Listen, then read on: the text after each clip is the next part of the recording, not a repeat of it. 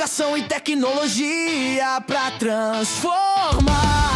Inclusão, diálogo e equidade no ar, porque aprender é direito de todos sem exceção.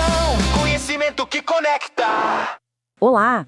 Hoje a gente vai fazer uma viagem no tempo e no conhecimento para entender melhor a deficiência intelectual.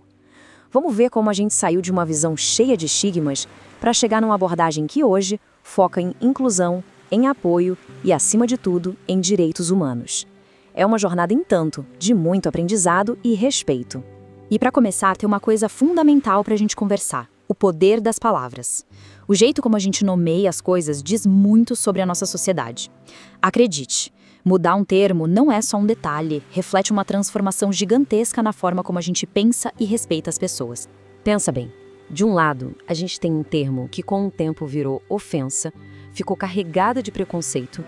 Do outro, a gente tem um termo técnico, respeitoso, que tira o foco de um suposto problema da pessoa e coloca a luz naquilo que realmente importa, o apoio que ela precisa para se desenvolver. Essa mudança de olhar é o ponto de partida para tudo que a gente vai ver. Ok, então qual é a definição certa hoje? Muita gente ainda acha que é só uma questão de teste de QI, mas não é bem assim. A visão atual é muito mais completa e se apoia em 3 pilares. O primeiro é o funcionamento intelectual, claro, que envolve raciocínio e tudo mais. Mas o segundo é tão importante quanto o comportamento adaptativo, que são as habilidades que a gente usa no dia a dia. E o terceiro ponto é que tudo isso tem que ter aparecido antes dos 18 anos de idade. Beleza, com a definição mais clara, a pergunta que vem na cabeça é: mas o que causa a deficiência intelectual? E a resposta para isso é bem mais complexa e, sinceramente, fascinante do que a maioria das pessoas imagina.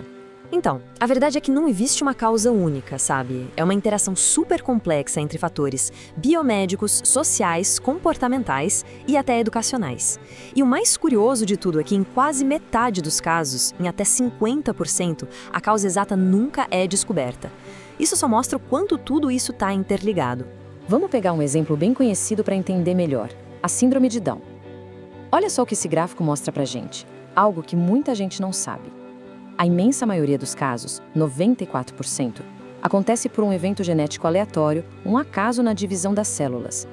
Isso quebra aquele mito de que a síndrome é sempre algo passado de pai para filho. Agora, mudando um pouco o foco, vamos dar uma olhada na causa hereditária mais comum: a síndrome do X frágil. Esse diagrama pode até parecer um pouco complicado, mas a ideia principal é bem clara. A síndrome está ligada a uma mudança no cromossomo X, e aqui dá para ver direitinho como ela pode ser transmitida pela família através das gerações. Entender as causas já nos dá uma base científica, né? Mas como é que esse conhecimento todo virou política pública, virou prática? É isso que a gente vai ver agora, olhando especificamente para a jornada aqui do nosso Brasil, uma história de mais de um século. Essa linha do tempo aqui conta uma baita história de evolução. Começa lá atrás, em 1854, com algumas iniciativas isoladas. Mas o grande ponto de virada veio 100 anos depois, em 1954, quando as próprias famílias, com a criação da primeira PAI, pegaram a luta para si. Daí para frente, em 96, a educação especial entrou oficialmente na escola comum.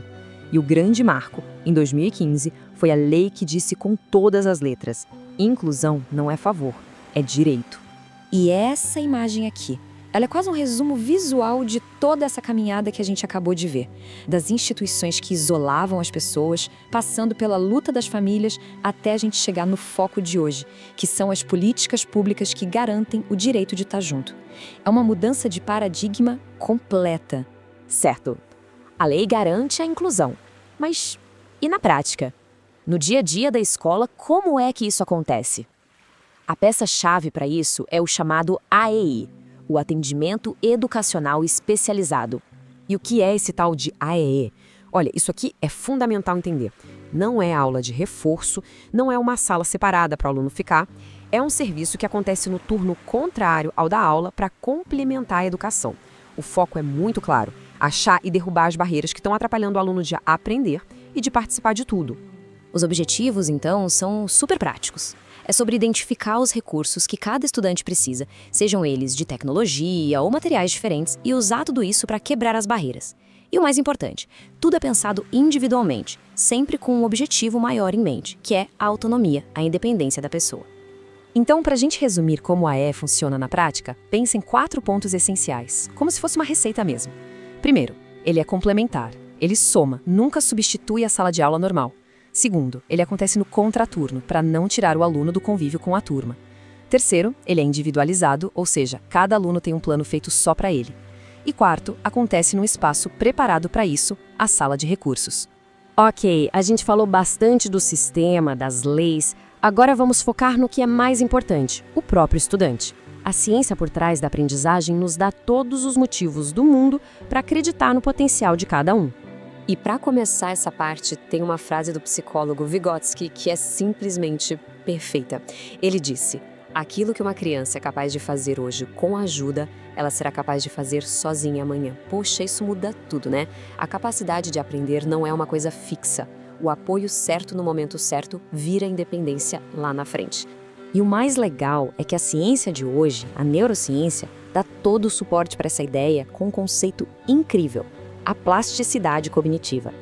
Isso quer dizer que o nosso cérebro não é uma coisa estática. Ele se adapta, cria caminhos novos e responde a estímulos a vida inteira.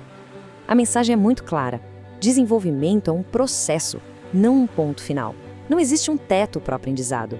Tá, e como é que a gente pega essa ciência toda e leva para a sala de aula? Com estratégias bem concretas, na verdade. É sobre ser claro, usar instruções diretas, gestos, materiais que o aluno possa tocar. É sobre construir a confiança, comemorando cada pequena vitória. E talvez o mais importante é conectar o que se aprende na escola com a vida real da pessoa. Bom, a gente está chegando no final da nossa conversa e agora é hora de amarrar a ideia principal. Inclusão não é um favorzinho, nem um benefício só para algumas pessoas. É uma força que transforma e melhora a escola inteira, para todo mundo. Essa frase aqui resume tudo. Inclusão de verdade não é só matricular o aluno na escola e esperar que ele se adapte. É o contrário. É a gente redesenhar a escola para que ela seja um lugar que, por natureza, acolha todo mundo e vê a diversidade como algo positivo. E o bacana é que os resultados mostram que isso funciona para todo mundo. Os alunos com deficiência aprendem mais e se socializam melhor. E os alunos sem deficiência? Eles ganham empatia, aprendem a tolerar as diferenças, a colaborar, se tornam pessoas melhores. No fim, a diversidade enriquece todo mundo, sem exceção. No fim das contas, a mensagem é essa, simples e direta. Investir numa escola que inclui todo mundo é investir numa sociedade melhor, mais justa e mais preparada. É um ganho para todo mundo, é um ganho coletivo. E tudo isso nos leva a uma última reflexão, que na verdade é um convite. A inclusão não é só uma tarefa da escola ou do governo. Ela começa com a gente, com a informação, com a empatia e com pequenas ações no nosso dia a dia. Então a pergunta que fica é: como é que cada um de nós pode ajudar a construir espaços onde todo mundo se sinta bem-vindo de verdade?